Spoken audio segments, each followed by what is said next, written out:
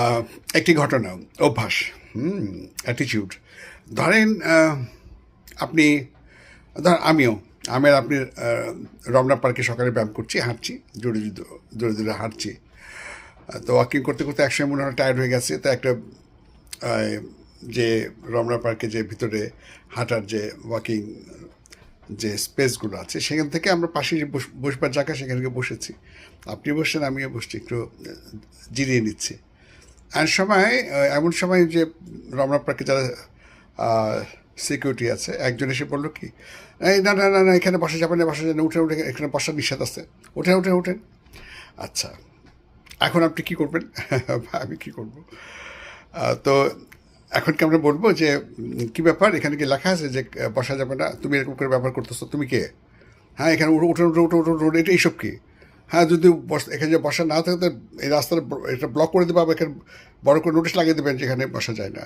তুমি এরকম করে খারাপ ব্যবহার করতেছো, তোমার কোনো এখানে তুমি কিসের তুমি সিকিউরিটি কাজ করো? তোমার বিরুদ্ধে কমপ্লেন করা উচিত। এটা কি এটা কি বলা উচিত? না, আমি মনে করি এক্ষেত্রে বিনয়ের সাথে বলা উচিত, ঠিক আছে, অনেক ধন্যবাদ।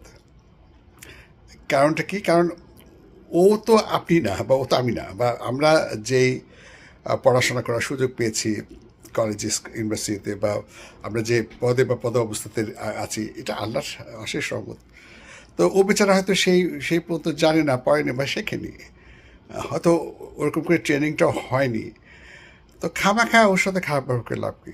চপ, ব্যবহার করতে পারো না, তাহলে একদম ধৈর্যের সাথে, আচ্ছা ধন্যবাদ, ঠিক আছে, আপনাকে ধন্যবাদ।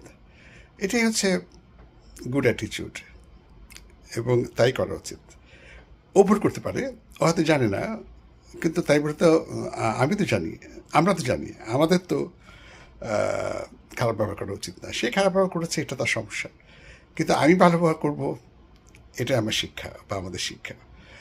তো যাই হোক, ভালো থাকবেন, সুন্দর থাকবেন।